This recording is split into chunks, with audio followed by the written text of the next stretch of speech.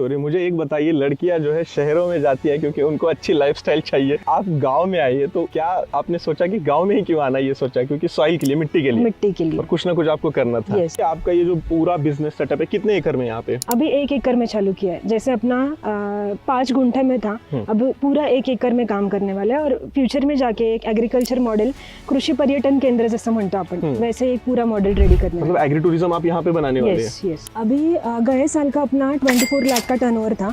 अभी मेरा टारगेट है कि ये ईयर में पूरा 50 लाख तक पहुँचना। बढ़िया है, 50 लाख का टर्नओवर दोस्तों गाँव में रह के, यार सोचिए आप। और हम लोग शहरों में भागने का सोचते हैं या ऐसा बिजनेस करने का सोचते हैं जो दूर रहता है हमारे, और हम उसके पास जाने की कोशिश करते हैं लेकिन पकड़ नहीं पाते हैं। मुझे ये बताइए कि आप जॉब कर रहे थे, वहाँ पे आपको ज्यादा पैसा ज्यादा मिलता था कि यहाँ पे मिलता है? यहाँ पे मिलता है। और सेटिस्फेक्शन कहाँ पे है? यहाँ पे ज्यादा है। अरे वाह, आपने एक झटके में आंसर दिया, मतलब यहाँ पे ही 100% है। और ये आप बेहतरीन काम कर रही है कि लोगों को बढ़ावा दे रही है कि आप करो। हाँ। लोग क्या बोलते हैं कि अगर मेरा बिजनेस कोई लीक हो जाएगा, कोई करने लगेगा तो मेरा ठप हो जाएगा। इससे क्या होगा कि हर किसान अपना वर्मी कंपोस्ट बनाएगा और अपने खेत में लगाएगा और रेसिड्यू फ्री फार्मिंग में बहुत हेल्प हो जाएगा। और ये जितना भी करेंगे उतना कम है। 1 एकड़ में 1 टन लगता है। फार्मर्स 1 एकड़ के लिए 1 टन भी तैयार करेंगे, वो भी कम पड़ने वाला। तो जैसे अभी ये 40 टन में तैयार कर रही हूँ, मतलब 20 टन मेरा 1 महीने में रेडी हो रहा है, तो मैं 20 एकड़ का ही भूख जो है वो पहुंचा सकती हूँ। 20 एकड़ के जो फार्मर है उन्हीं के लिए ये खाद रेडी कर सकती हूँ। हजारों एकड़ फार्मिंग है, कितना लोग बनाएंगे तो भी कम पड़ेगा। तो इसीलिए स्कोप बहुत, मतलब अच्छा स्कोप है, लेकिन करना नहीं है किसी को, कि जितना भी आप काम करोगे इसमें कम पड़ने वाला है। तो आओ, करो, सीखो। तो ये 3 चीज डेवलपमेंट के लिए, अपने ग्रोथ के लिए बहुत जरूरी है। एक तो अपना खुद का सेटअप रेडी करो, मार्केट रेडी करो, संयम रखो और डाउन टू अर्थ रहो। फार्मिंग एक नेचुरल सोर्स है, हम खुद मालक हो सकते हैं, यहाँ पे ओनर हो सकते हैं। मतलब खेती को ही जोड़ के हम एक अच्छा सा बिजनेस सेटअप कर सकते हैं। मेरा बचपन ही मुंबई में गया, बट वहाँ पे एक कुछ तो बर्डन था, लोगों का था, काम का था, इन्वायरमेंट का था। तो उसमें से रिटायरमेंट के बाद यहाँ पे आके करने से अच्छा अभी चले, अभी स्टार्ट करे और अभी ग्रो करे, इसलिए मैंने जल्दी वहाँ से एग्जिट किया। और ये बहुत अच्छा है। एक अर्थवर्म से टोटल 12 से 15 जो कुकुन है, एग्स है, वो मिल जाते हैं। एक कुकुन से 3 से 4 जो बच्चे हैं वो मिल जाते हैं अर्थवर्म के। तो जैसे अर्थवर्म को लाइट नहीं चाहिए, पानी बहुत कम, जैसे उनको जैसे रिक्वायरमेंट है उतना ही पानी चाहिए। और तीसरी और जरूरी बात की वेंटिलेशन बहुत अच्छा चाहिए। और एक सवाल ऐसे थोड़ा सा तीखा पूछता हूँ कि लड़कियां जो सोचती है कि मुझे एक किसान से शादी नहीं करना है, फार्मर से शादी नहीं करना है, मुझे बहुत सारे कमेंट भी आते हैं कि संतोष भाई यार हम किसान हैं, आप बता रहे हो खेती करो, लेकिन शादी का मुश्किल हो जाता है। तो आप क्या कहना चाहेंगे कि इस पे क्या हो सकता है? एक लड़की ने दोस्तों सरकारी जॉब छोड़ी, मुंबई से गाँव में आई, गांव में खेती करने लगी, फिर सोशल मीडिया पे काम चालू किया, फिर एक बिजनेस सेटअप खड़ा किया जो कि आपके सामने है। यहाँ पे 1 एकड़ में जो है पूरा वर्मी कंपोस्ट का फार्म है दोस्तों। हमारा देश कृषि प्रधान देश है और यहाँ पे महिलाओं का बहुत बड़ा हाथ है खेती में दोस्तों। तो आज हम एक ऐसे महिला फार्मर से, फीमेल फार्मर से मिलने वाले हैं जिन्होंने कमाल का काम किया है यहाँ पे। तो इस वीडियो में आपको बहुत कुछ सीखने को मिलेगा और नौकरी छोड़ के खेती में आना मतलब कोई आसान बात नहीं है दोस्तों। तो ये राज भी क्या है वो भी आपको पता चलेगा। तो प्लीज़ इस वीडियो को आप पूरा देखिएगा। और यहाँ पे जो फीमेल फार्मर है उनका टर्नओवर 25 लाख का है साल का, पिछले साल का, और आने वाले साल का उनका 50 लाख का टारगेट है। जब पूरा वीडियो देखेंगे तभी आपको समझ में आएगा कि इतना बड़ा पैसा वो अकेले कैसे सिस्टम को खड़ा किया है उन्होंने। तो प्लीज़ पूरा देखिएगा और स्किप मत कीजिएगा। और हाँ, मैं हूँ संतोष और इंडियन फार्मर को आज आपको ज़रूर सब्सक्राइब करना है, बेल आइकॉन भी ज़रूर दबाना है। तो चलिए पूरी जानकारी लेते हैं। काव्या जी नमस्ते। नमस्कार। पिछले 3-4 सालों से मैं आपको YouTube पे देख रहा हूँ, आपके मराठी वीडियोस देखता हूँ, चाहे आपका ये वर्मी कंपोस्ट हो या प्याज के वीडियो हो, बहुत सारे वीडियो आपके देखे हैं। आप बहुत ही अच्छा काम कर रही है। हमारे देश में बहुत ऐसे कम इन्फ्लुएंसर है, जो फीमेल इन्फ्लुएंसर जो YouTube पे काम कर रहे हैं या सोशल मीडिया पे काम कर रहे हैं। तो बहुत बढ़िया आप काम कर रहे हैं, मुझे बहुत ही अच्छा लगा। सबसे पहले तो हमारे जो किसान भाई है पूरे देश से आपको देख रहे हैं, आपके बारे में परिचय दे दीजिए थोड़ा सा।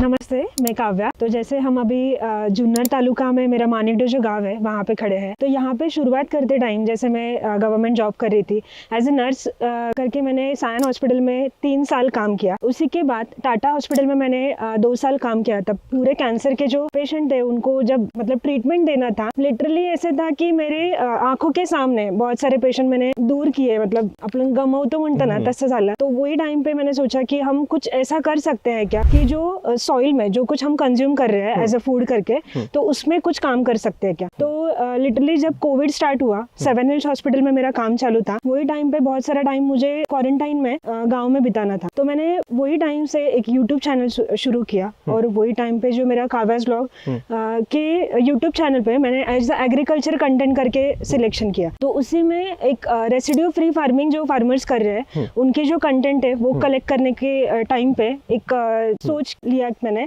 कि हम काम करेंगे तो ऐसा करेंगे कि जो सॉइल के लिए बहुत जरूरी है। तो सॉइल में काम करना था तो बहुत सारे ऑप्शन थे सामने, लेकिन मैंने एक डीप में जब सोचा कि हम काम किसके ऊपर कर सकते हैं, तो जैसे स्टार्टिंग में फार्मर्स को मैंने पूछा कि फार्मिंग कौन करता है, तो उनका पहला पॉइंट था कि हम लोग ही काम करते हैं, फार्मिंग में खेती हम लोग ही करते। तो मैंने बेसिक जब उनके काम करने का जो सोच थी वो जब मैंने सोची तो उसमें 99% जो काम है वो सॉइल में जो माइक्रो ऑर्गेनिज्म है वो करते हैं और फार्मर्स 1% काम करते हैं। जैसे आप खुद काम करते हो, लिटरली हमें फील होता है कि ये सब हम ही काम करते हैं, बट ऐसे नहीं है। 99% माइक्रो ऑर्गेनिज्म सॉइल में काम करते हैं। तो फिर सॉइल के ऊपर काम करना है, सॉइल में जो माइक्रो ऑर्गेनिज्म है वो ग्रो करना है। तो जैसे अब फर्टिलाइजर है या पेस्टिसाइड है, उनकी वजह से जो हमने देखा है कि ये जो माइक्रो ऑर्गेनिज्म है वो पूरे हमने किल करे। हमारे पास अनाज के लिए आज हमारे हाथ में है, तो फ्यूचर में ये हमें अपने अगले पीढ़ी को देना है। तो इसीलिए हमें वो देते टाइम एक सेव सॉइल ये कन्सेप्ट मतलब हात में लिया मैंने।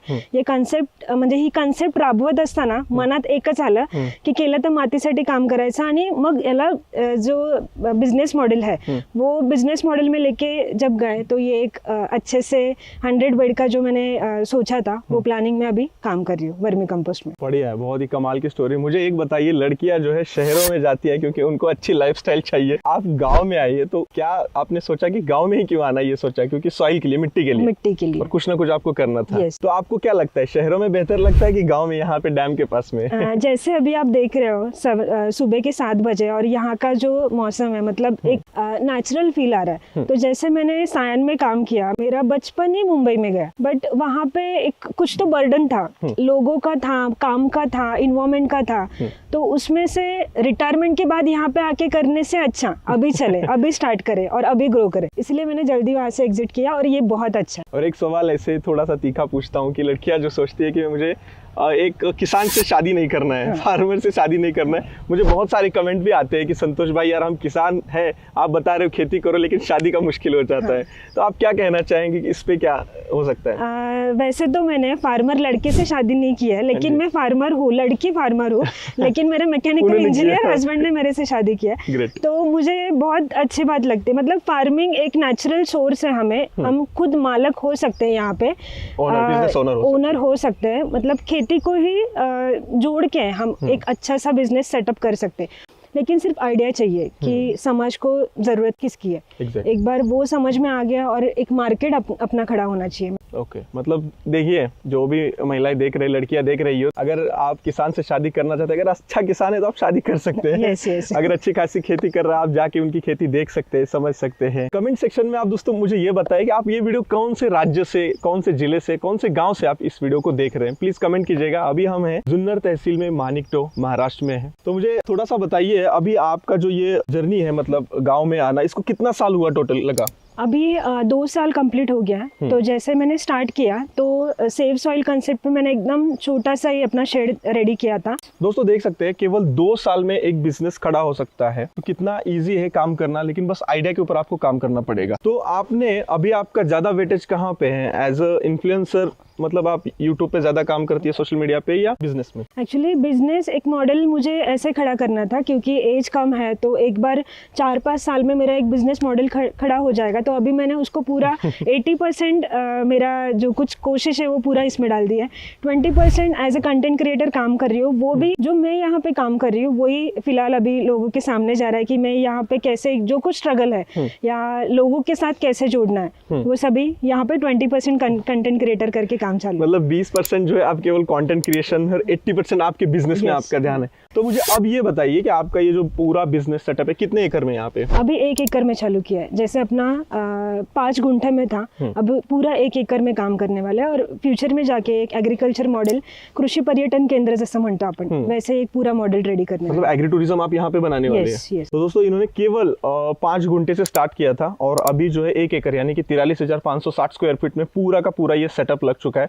मुझे ये बताइए कि आप जॉब कर रहे थे वहाँ पे आपको ज्यादा पैसा ज्यादा मिलता था कि यहाँ पे मिलता है? यहाँ पे मिल रहा है, और सेटिस्फेक्शन कहाँ पे है? यहाँ पे ज्यादा है। अरे वाह, ये सही है, आपने एक झटके में आंसर दिया, मतलब यहाँ पे ही 100% है। चलिए अब हम जानते हैं कि आप मुझे जो वर्मी कंपोस्ट आप इतना क्वालिटी का बना रही हैं, क्योंकि आपको इतनी डिमांड है, लोग इतना कॉल्स करते हैं, आप लाइव ट्रेनिंग भी यहाँ पे लेते हैं, तो सबसे पहले तो आपका जो वर्मी कंपोस्ट बनाने का प्रोसेस है वो हमें डिटेल में बताइए। अच्छा, तो जैसे अभी अपने ये जो बेड्स है एकदम कम लागत में मैंने स्टार्ट किया है। तो जैसे ईंटें हैं, सीमेंट की ईंटें मैंने यूज़ की है, जो कि हम 6-7 रुपए में अपने को इजीली अवेलेबल हो जाती है। ओके, मतलब ये ईंटा आपने साइड में लगा दिया? साइड में लगा दी। ओके, ठीक तो है। ऐसे 100 ईंट्स लग जाती है, 600 रुपए की ईंट, ये मतलब कम लागत में लाइफ टाइम हम यूज़ कर सकते हैं। ये जो पन्नी है वो बिछा दी है, वो 500-600 रुपए में अभी 2 साल हो गया इसको, अच्छी चल रही है। ये पन्नी 2 साल हो गया? 2 साल हो गया। ओके। फिर काउडंग है, जो देशी जो काउडंग बोलते हैं। हाँ। तो जैसे मेरा जो एरिया है पूरा पहाड़ी में, हाँ। तो यहाँ पे HF या फॉरेन कंट्री के जो गुरा म्हणतो आपण, हाँ। तो वैसे नहीं है। HF तो गाय नहीं है यहाँ HF पे, गाय देसी नहीं, गाय है देसी गाय पहाड़ियों पे। तो फिर वो देसी जो गाय का जो काउडंग है वो यहाँ पे आके कलेक्ट हो जाता है। ये हम लोग यूज करते हैं, वो पूरा रॉ रहता है, मतलब कच्चा। मतलब ये अभी कच्चा है? कच्चा है। तो ये जो काउडंग यहाँ पे आ रहा है, मतलब ये पहले आपने सड़ा के नहीं आया? नहीं, पूरा कच्चा आ रहा है। कंपोस्ट हुआ नहीं है? कंपोस्ट हुआ नहीं है। इसको सिलेक्शन करते टाइम 15 दिन के बाद का और 3 महीने पहले का, ऐसे 2 चीज इसमें डिसाइड करना है और वैसे ही लेना है। तो जैसे थोड़ा स्मेल आ रहा है इसका, तो स्मेल आ रहा है मतलब ये अभी कच्चा है, इसको प्रोसेस करने के लिए ये इजी हो जाएगा। ओके। तो जैसे ये आया, बेड में डाल देंगे। तुरंत डालते हैं या इसके अंदर का जो गैसेस है वो निकालना वो पड़ता है? बेड पे ही सब प्रोसीजर हो यहाँ जाएगा। से आएगा फिर यहाँ पे बेड पे आ जाएगा। तो बेड पे हम सीधा एक कबरनुमा शेप ले लेते हैं। ओके, तो यहाँ पे। इसमें हाँ, बेड जो है मेरा 30 फीट लेंथ, हाँ। 4 फीट विड्थ ओके। और 2 फीट हाइट। ओके। हाँ, तो इसमें मेरा एक ट्रॉली का पूरा जो काउडंग है वो बैठ जाता है। एक ट्रॉली का काउडंग यहाँ पे पूरा बैठ जाता है। ओके। तो फिर एक ट्रॉली जो बैठेगा वो मुझे हार्वेस्टिंग के टाइम 50% या 60% तक मुझे आउटपुट जो है वो देने वाला है। अभी आपने प्रोसेस बताया कि यहाँ पे लेंथ आपने बताई, विड्थ बताई, 2 फीट हाइट रहनी चाहिए बेड की और ऐसे रहना चाहिए। इसके बाद जो इसमें आप वर्मी डालते हैं, अर्थवर्म्स डालते हैं, ये तो ये कौन सी प्रजाति के हैं? ये आइसिनिया फेटिडा। ओके। तो जैसे इनका जो जीवन क्रम है 3 to 4 इयर्स हमें अच्छे से इनका प्रोडक्शन मिल जाता है। साथ ही में 60 डेज का इनका लाइफ साइकिल है। मतलब 60 डेज में हमें एक अर्थवर्म से टोटल 12 से 15 जो कुकुन है, एग्स है, वो मिल जाते हैं। एक कुकुन से 3 से 4 जो बच्चे हैं वो मिल जाते हैं अर्थवर्म के। तो ये जो है हम सीधा इसका इकट्ठा रखते हैं और ये बेड में सीधा डालते हैं? सीधा डाल देते हैं। खाइए यहाँ पे आप। तो पहले इसको ठंडा नहीं होने देते? तो जैसे ये एक बार रॉ काउडंग जब आ जाएगा, इसको पूरा पानी मार के ठंडा करेंगे। ओके। जैसे जो गैसेस है वो रिलीज होने ही चाहिए। ओके। नहीं होगे तो जो अर्थवर्म है वो मर जाएंगे, क्योंकि हीट से हमें डायरेक्टली इनका स्मेल, काउडंग का स्मेल ले लेंगे तो एक एग्रेसिव स्मेल है, तो अर्थवर्म को भी वो नहीं अच्छा लगेगा। तो सेम चीज उनको ठंडा करके लेना बहुत जरूरी है। तो जैसे बहुत सारे लोग एक गलती करते हैं कि काउडंग जो है वो बाहर ही पूरा ठंडा करके 100% काउडंग को कंपोस्ट करेंगे और फिर यहाँ पे डाल के अर्थवर्म छोड़ देते। लेकिन एक चीज ध्यान में रखनी चाहिए कि अर्थवर्म को 100% जो कंपोस्ट होता है वो नहीं चलता। उनको 50% जो कंपोस्ट होने वाला चीज है वही ऑर्गेनिक मैटर वो खाते हैं। तो इसीलिए हम काउडंग पूरा ताज़ा जो फ्रेश है वो लाके उसको 4 से 5 दिन पानी मार के अर्थवर्म जो है छोड़ देते हैं। डालिए ना यहाँ पे, मतलब सीधा ऊपर डाल देते हैं। हाँ। मैंने आप देखा कि लोग जो है बहुत बड़ा सेटअप खड़ा करते हैं, दीवार खड़ी करते हैं या प्लास्टिक में करते हैं, वो खर्चेलू है या ये खर्चेलू है या ये सस्ता है? ये सस्ता है। ये बहुत सस्ता है। तो जैसे आपके पास जगह ज्यादा है और काम एक्सपेंशन में करना है, बड़ा काम करना है, तो ये सबसे बेस्ट रहेगा। अच्छा। और जैसे इसमें सबसे बढ़िया चीज है कि वेंटिलेशन बहुत अच्छा रहता है। तो जैसे अर्थवर्म को लाइट नहीं चाहिए, पानी बहुत कम, जैसे उनको जैसे रिक्वायरमेंट है उतना ही पानी चाहिए। और तीसरी और जरूरी बात की वेंटिलेशन बहुत अच्छा चाहिए। अच्छा। वेंटिलेशन है इसलिए यहाँ पे काम बहुत बढ़िया हो रहा है अभी। तो हम डायरेक्टली ऐसे ही छोड़ देते हैं। बढ़िया। ऐसे इसके बेड के ऊपर कितना डालते हैं आप इस इतने बड़े बेड में? पूरा 30 फीट का बेड रहेगा। हाँ। तो 30 kg एक बेड को लग जाता है, मतलब 1:1। 30 किलो एक बेड के लिए। तो जैसे 1:1 प्रोपोर्शन रहता है। Bed 4 feet width, 1 feet length और 2 फीट हाइट रहेगा, तो उसके लिए 1 kg अर्थवर्म लगेगा। दोस्तों ये चीज ध्यान दीजिएगा, 1 किलो आपको 30 किलो आपको लगेगा यहाँ पे अर्थवर्म इस साइज के हिसाब से। अब मुझे ये बताइए, यहाँ पे हमने ये डाल दिया इसके ऊपर, डालने के बाद फिर नेक्स्ट प्रोसेस क्या रहता है? अभी पानी जो है 25 डेज रेगुलर पानी देना बहुत जरूरी होता है। तो जैसे मैंने अभी यहाँ पे स्प्रिंकलर का सेटअप रेडी किया। अर्थवर्म डालने के बाद total 25 days regular morning evening दोनों टाइम, धूप नहीं रहता है वही टाइम पे, मतलब मॉर्निंग को 8 o'clock और इवनिंग को 6 o'clock पानी देना जरूरी है। आफ्टर 25 डेज जो आपने ऊपर देखा है कि शेडनेट का हमने यूज किया है, तो इसमें बहुत सारे लोग इसमें राइस का स्ट्रॉ भी यूज करते हैं, लेकिन वो लेबर मैनेजमेंट के लिए बहुत डिफिकल्ट हो जाता है, खर्चेलू भी है, रखो फिर निकालो। और हार्वेस्टिंग जो है वो कभी भी आ सकता है, मतलब फार्मर्स को जब रिक्वायरमेंट रहेगा तो निकालना बहुत जरूरी है खाद, जैसे रेडी हो जाएगा तो उसी के लिए हमने ये जो शेडनेट है इसका यूज किया है। शेडनेट इजीली रिमूव हो जाता है, खाद निकाल लेंगे। और हार्वेस्टिंग जो है वो मतलब पहले हार्वेस्टिंग आफ्टर 25 डेज 30 डे को पहला हार्वेस्टिंग हो जाएगा। 30 to 45 डेज में पानी का रिक्वायरमेंट देख के पानी देना है। 30 और 45 डेज में एक बार पानी दे के पानी रुकाना है, मतलब 40 to 45 डेज में पानी पूरा स्टॉप करना है। 45 डेज में सेकेंड हार्वेस्टिंग आ जाएगा। 45 डेज से 60 डेज में जब भी आपको लग रहा है कि पानी देना जरूरी है, पानी एक बार दे के लेना है। फिर टोटल 55 डेज में पूरा आपका बेड, या 50 डेज में आपका पूरा बेड हार्वेस्ट होना चाहिए, मतलब 3 हार्वेस्टिंग आ जाता है। मतलब कि यहाँ पे एक टाइम पे हम नहीं निकाल सकते। तो यहाँ पे अभी आपने जो है ये पेपर बिछा दिया है, तो इसमें से नीचे वर्मी जाते नहीं, इसके ऊपर ही रहते हैं? थोड़े जाते हैं लेकिन इतना प्रॉब्लम नहीं होता, अपने खेती में ही रहते हैं, लेकिन ज्यादा नहीं जाते। मतलब डायरेक्टली कोई लोग इसी के ऊपर काउडंग डाल के काम करते, लेकिन वो कभी ना कभी आपके नीचे ही जाने वाले हैं। तो जब आपको किसी को अर्थवर्म सेल करना होगा तो बहुत डिफिकल्ट हो जाता है, मिट्टी में जाते हैं। वो बेचेंगे कैसे? कल्चर मतलब? यस। और मिट्टी के मतलब अपना खाद जब छानने के लिए जाता है तभी मिट्टी भी साथ में आ जाती है। तो फार्मर के पास मिट्टी है, ऑर्गेनिक मैटर भी है, तो हमें सिर्फ काउडंग, एक अच्छा क्वालिटी का काउडंग से वर्मी कंपोस्ट जो है वो बना के देना है। इसलिए प्योर अपना पन्नी बिछा के उसी के ऊपर डालना है। ये चीज भी दोस्तों ध्यान दीजिएगा, नोट कीजिएगा, ये बहुत ज्यादा जरूरी है। और मुझे कमेंट सेक्शन में ये बताइए, आप वर्मी कंपोस्ट इस्तेमाल करते हैं या डायरेक्ट गोबर इस्तेमाल करते हैं या केमिकल फर्टिलाइजर्स इस्तेमाल करते हैं, क्या करते हैं वो आप मुझे कमेंट सेक्शन में जरूर बताइएगा। तो हमने यहाँ पे इतना ऊंचा बेड बनाया, आपने बोला कि पहले 30 दिन बाद ऊपर की लेयर निकालनी है कि नीचे की लेयर निकालनी है? ऊपर की लेयर बन जाती है। हाँ, निकालते निकालते बेड यहाँ तक आ जाता है। अभी जो ये जो मेरा बेड है पूरा वर्मी कल्चर है इसमें। अभी ये नया जो बेड अपना बन रहा है तो ये पूरा निकाल के इसी के ऊपर डालना है, ये पूरा ठंडा करके। तो इसी के मतलब अपना जो बेड है 2 फीट का रहता है, वो धीरे धीरे 30, 45, 60 डेज में पूरा निकल जाता है। 3 हार्वेस्टिंग में जो बचेगा वो इतना ही बेड, ये पूरा रहने वाला बेड जो है वो पूरा इसी के ऊपर पूरा मतलब समझ गया मैं कि 2 फीट की हाइट लिया है तो ऊपर के लेयर जब हो जाता है तो निकाल लेना, जो नीचे की लेयर बचती है वो इसके ऊपर डाल देना है। ये सिस्टम तो मैंने नहीं देखा था कहीं पे, मैंने सिस्टम देखा है, एक बार बनता है, निकाल लेते हैं पूरा, उसको छान के फिर जाता है। अच्छा, मुझे ये बताइए, आपकी इस 4x30 है ना? 4x30 के एक बेड में जो है तैयार वर्मी कंपोस्ट कितना निकलता है? अभी एक ट्रॉली का पूरा खाद जो है 1500 मतलब 1,500 किलो, 1.5 टन। 1.5 टन एका बेड मध्ये अपना बैठ जाता है रॉ मटेरियल। तो उसमें से 50 to 60% जो है हमें खाद मिलता है।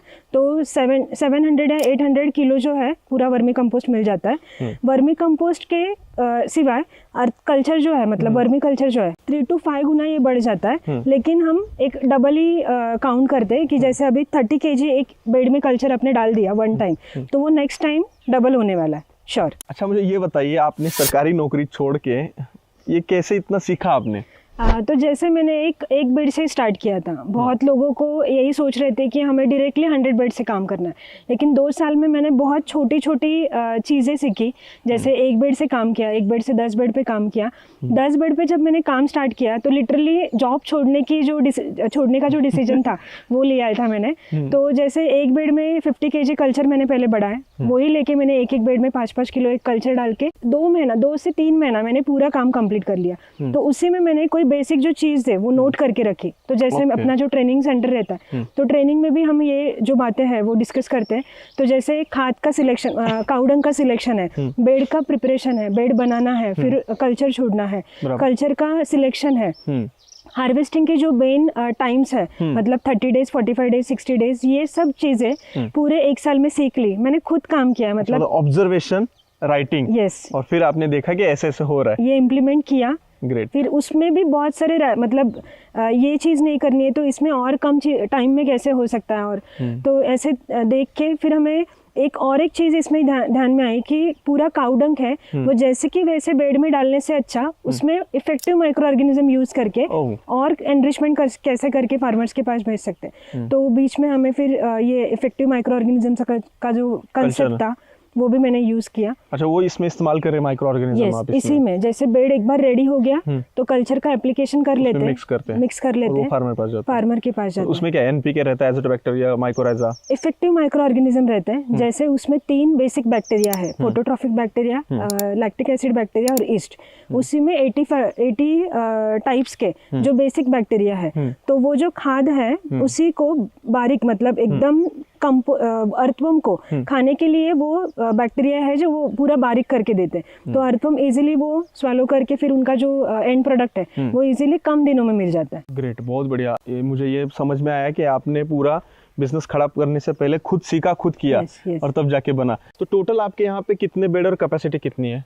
अभी पूरे बेड जो है 40 है, कैपेसिटी 100 का है। जैसे अभी बारिश था तो कम की है, जैसे बारिश कम हो जाएगा तो बेड बढ़ाने का काम चालू है। तो 100 बेड से कितना आपका बनता होगा वर्मी कंपोस्ट?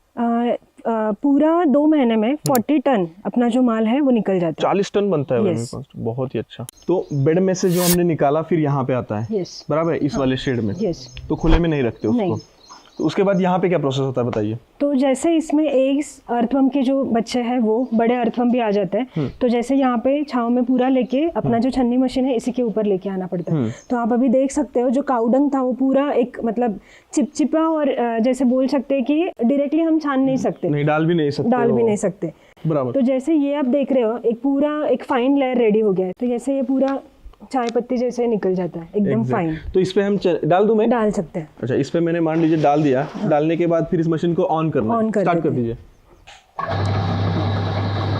अच्छा, मतलब ये आपने ऑटोमेटिक सिस्टम कर दिया, लोग वो गोल चक्री रहता है, हाँ, चक्री में घुमाते हैं। तो अभी यहाँ पे ये इधर गिर रहा है, हाँ। तो जैसे ये वेस्टेज है वो साइड में गिर रहा है और अच्छा वाला खाद नीचे जा रहा है, मतलब कंकड़ और अर्थवर्म वो बाहर जाएंगे। बहुत सारे अर्थवर्म अभी आप देख रहे हो कि ये मैंने 5 mm का जो जाली है वो ले लिया है, तो बहुत सारे अर्थवर्म इसी में निकल जाते हैं। मतलब फार्मर्स के साथ भी जाते हैं और कई जो ज्यादा बड़े हैं वो बाहर निकल जाते हैं। मतलब आपका ये जो फर्टिलाइजर बन रहा है उससे फार्मर को ये फायदा होगा कि इसमें एग्स भी जाएंगे और वर्म्स भी जाएंगे, क्योंकि इसमें जाली आपने 5 mm का रखा है। क्योंकि छोटी जाली होगी तो उसमें अर्थवर्म्स निकल जाते हैं। बंद कर दीजिए भाई।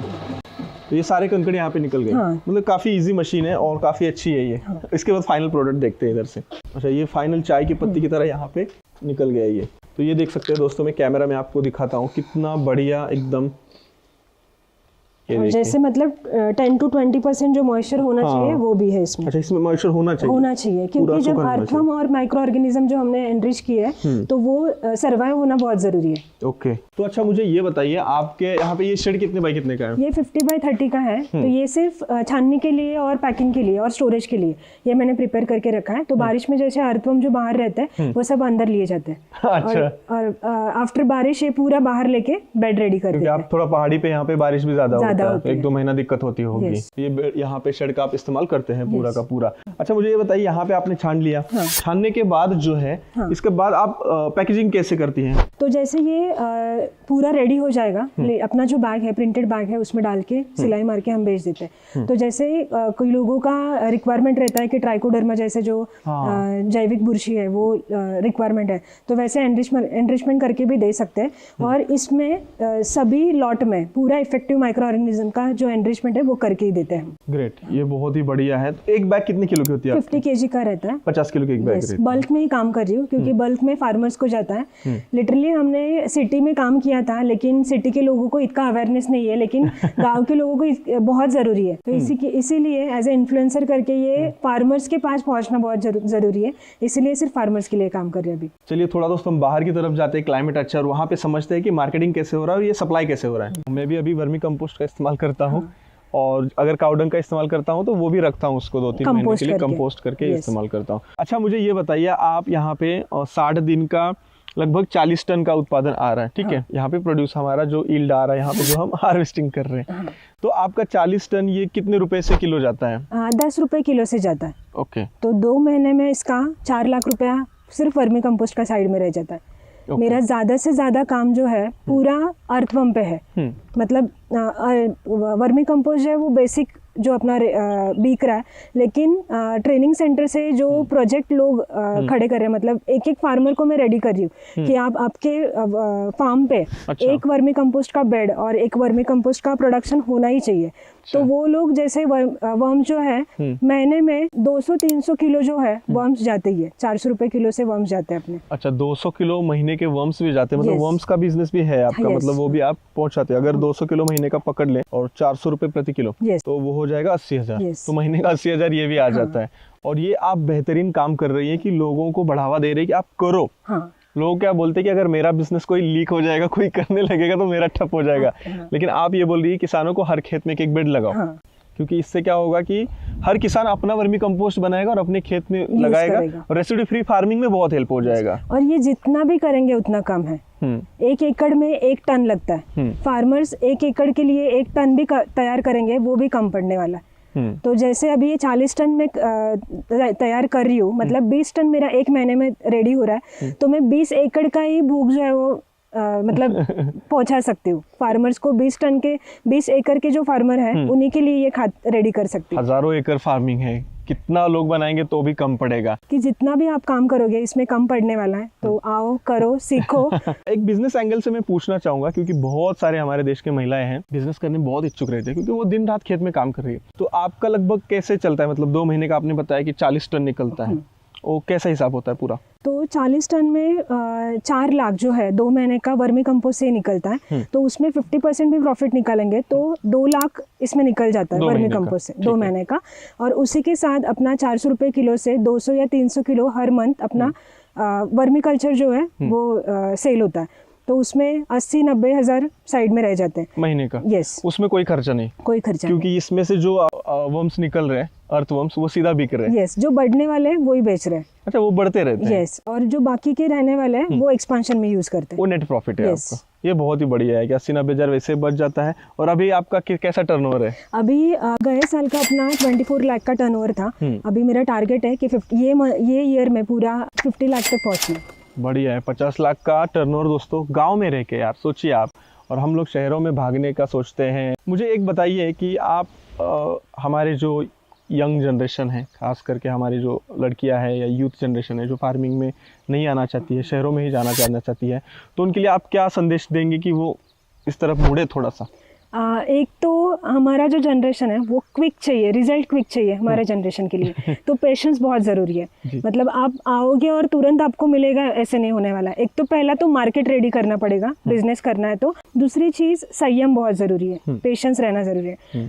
थर्ड, डाउन टू अर्थ रहो। मतलब सब कुछ मैं ही हूँ, ऐसे नहीं होना चाहिए। आप ये जो जीवाणु है उनसे सीखो कि वो बहुत अच्छा काम करते हैं फार्मर के लिए, लेकिन वो कभी भी नहीं बोलते कि हमने किया है सब। तो ये 3 चीज डेवलपमेंट के लिए, अपने ग्रोथ के लिए बहुत जरूरी है। आपके ट्रेनिंग के बारे में कुछ बताइए ना, कितने बैचेस हुए, कितने लोग आपसे सीख के गए?